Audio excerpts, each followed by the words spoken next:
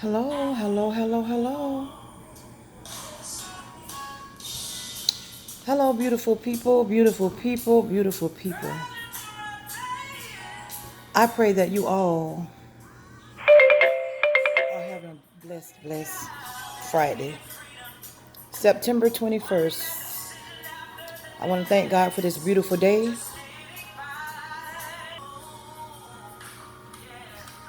This is the day that God has blessed us with, and we need to cherish this day. Well, I have a few different topics I want to talk about today. Yesterday, I didn't come on, and I just want to tell you all, and I want to assure you this. If I skip a day or two, don't feel bad because if there's anything going on with me, I have someone that will let you all know. So it will not be kept a secret because you all have uplifted my spirits, you all have motivated me, and I've been getting emails and things like that when some people don't hear from me. And I don't mind that. But if you don't hear from me, just know I got someone, a designated person that will let you know if something is wrong. And you know, I was tired yesterday, and also I have vertigo, and I have not had a problem with vertigo in a long time. But I noticed uh, about a couple of months ago, I had just a little short episode, very short. And the night before last, I had an episode, and then all yesterday, they were coming, back and forth, back and forth. And besides that, I had a dentist appointment. I got my teeth cleaned yesterday. What I have left, y'all know I got to throw me something in there, but so that was that. And so once I left the dentist and made it home, I was in and out of bed all day yesterday. Answered a few questions in my email, and then I kind of stayed in bed. And I appreciate that rest that I got yesterday.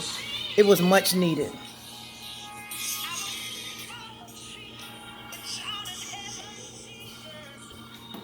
Now, what I'm going to talk about now is a little bit about Asha.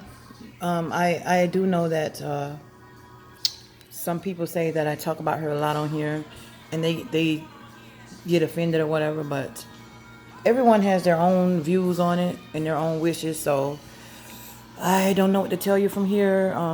Me and Asha had a very close relationship as far as being sister warriors. We shared each other's phone number very shortly after we met. So when I speak on Asha, just let me do that because that's what I'm gonna do from time to time. I'm gonna reflect back on her because she made a big impact in my life. So the negative comments that I get from the feedback about her, I just ignore them because if you're not living this or have lived it or stay around someone that has it, you don't know how bad it hurts to tell someone not to speak of one of their warriors. So I think I worded that very well to keep it professional. Well, one thing that Asha taught me was to be strong as I possibly can. Everything that she has ever said to me about pulmonary fibrosis is so true because she knew of the disease before I did. When I came into pulmonary fibrosis, Asha had already had her oxygen, so I turned to her. She was one of the first females that I confided in, and one of the other chicks, and I love her so much. She's very popular on YouTube as well. She's a very beautiful young lady, and her name is Petals is Blessed. But she makes a lot of She does a lot of artwork and things like that. And oh my gosh, she's so blessed with the things that she makes. And I be want to tell her. I asked her one time, "Oh, do you sell that stuff? It's just beautiful." Oh, she does like the DIY, the do it yourself. But she's so talented with that.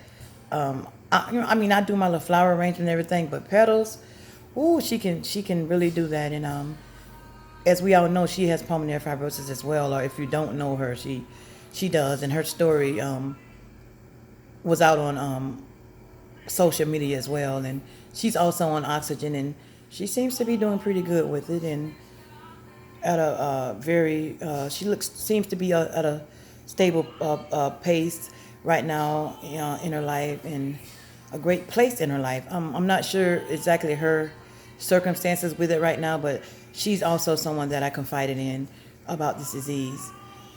So, but me and Asha spoke more on it. She told me a lot about being being deep into the Lord. She did. She told me. She said, "Shah, you have to keep reading the Word." She said, "You got to stay strong with the Word. That's going to help you get through as well. You know, this lung disease is nothing that we want to take light, because y'all see me trying to look cute with this choker on, but I can't put it way up here, but right here, you know, where I can breathe." But she told me to make sure that, you know, you're reading your Word, and it'll get you through. And even though I was already doing that, but you know, when someone else is encouraging you, it's amazing. And for those of you that's been following her journey, Asha was listed for a transplant one time before, and then she had started getting sick, and then she, you know, she brought herself back up to where she needed to be, and she was relisted again. So my girl knew what she wanted. My girl fought for that. She fought, and she got back on that list. And I might have said this in another video, but I'm going to say it again because some people don't watch the whole video all the way through.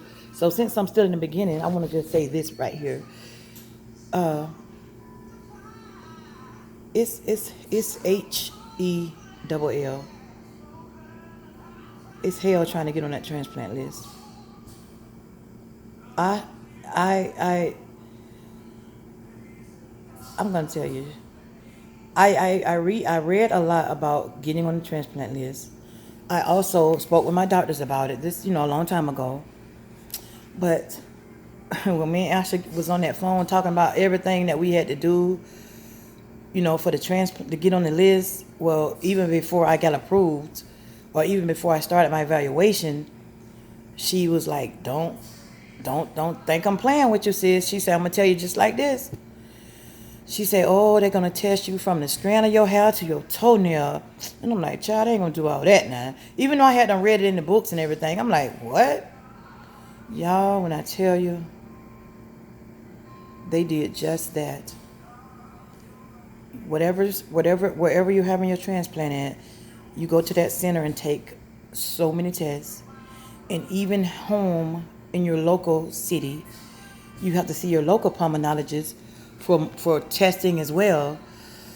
And then, you know, and then they'll send it over. And then you just keep going back and forth to the transplant centers until you get that call. It just doesn't stop. And mine so happened to be out of the city where I live. So I have to travel back and forth to Gainesville.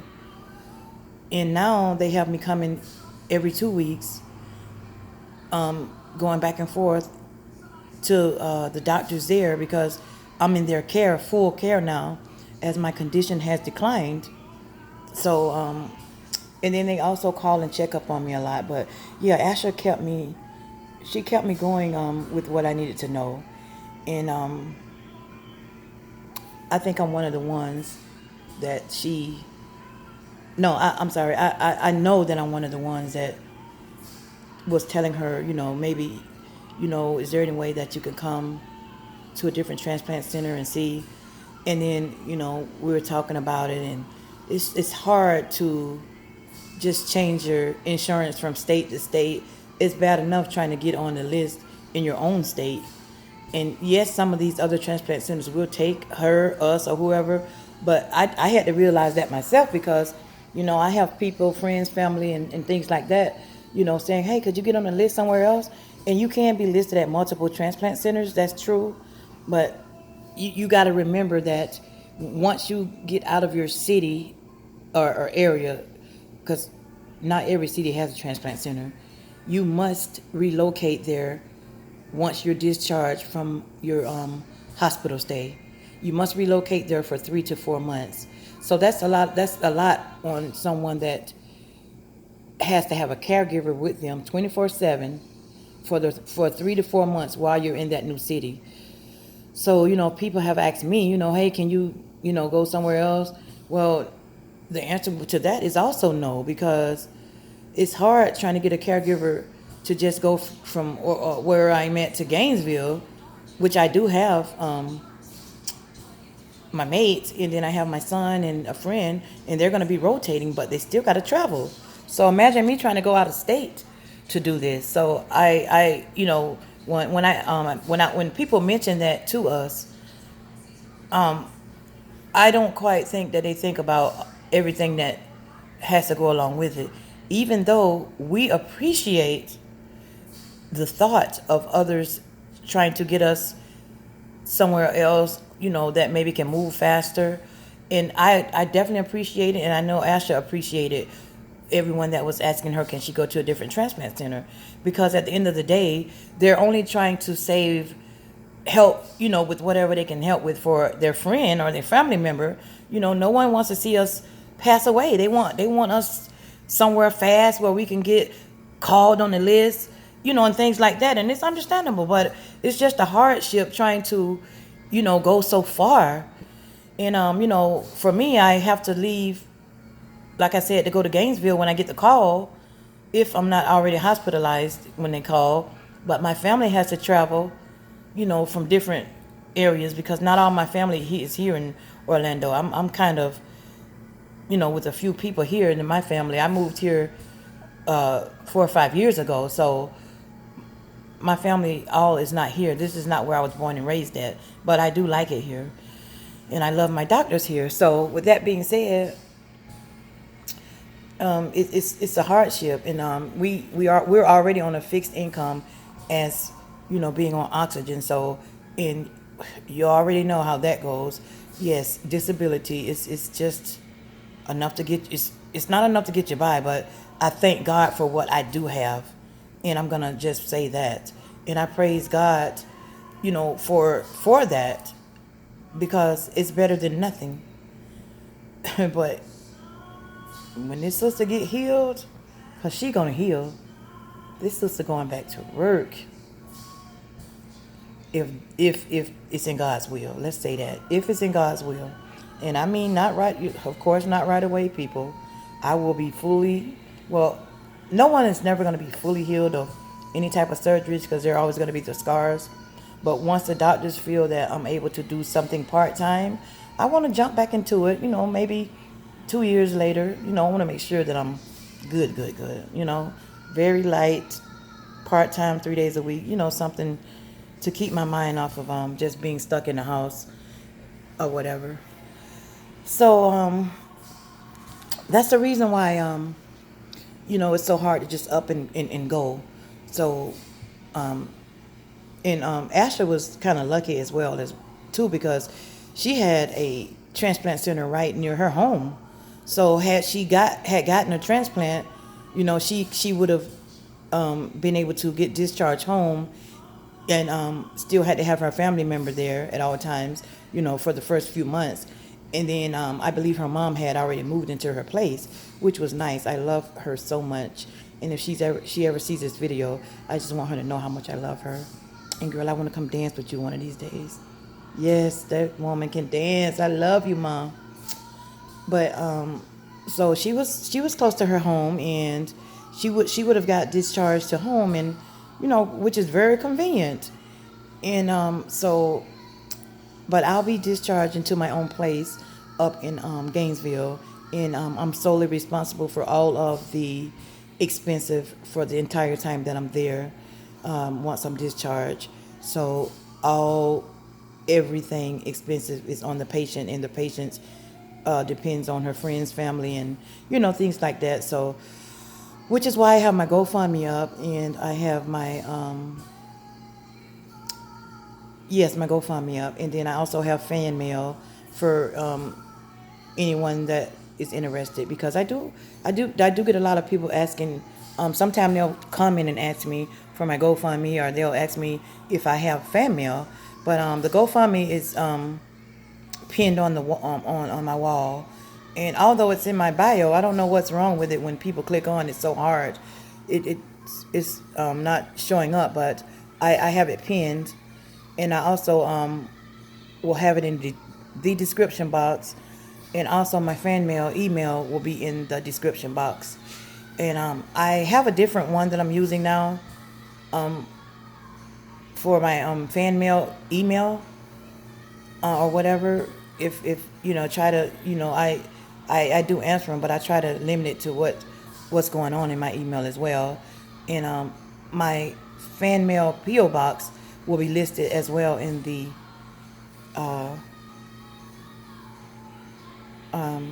description box, because I have so many people that ask me that, and I appreciate it. I love you all for it.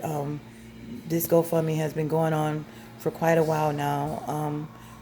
I accept the small donations with love and gratefulness, and yes, I do, because it all adds up, and I appreciate it, and I love you all for that, because no one has to take out of their hard-earned income or take away from their family members' mouth to help me, but they do. I mean, sometimes I'll get a card in the mail, and I appreciate just a thought, and I just want you guys to know that I'm very, very appreciative, and God is good. And so right now, I just want to touch on to say that that I knew Asha's pain so well when she was here on earth with us, and I still to this moment know her pain that she dealt with. And it's sad for us to see someone leave. We were so, when I say we, I mean the whole entire social media. We loved Asha, and we still love her. It's so hard to believe that she's not with us. And I'm saying this because I'm getting somewhere with this. When that pain hits and goes through your body, and it just feel like it's deteriorating your body, it's painful. For one, the lupus has so many downfalls to it, with the pain, and then the pulmonary fibrosis. And I want to tell you all something about that pain. It is terrible, because we are fighting so hard to breathe. Our muscles that surrounding our lungs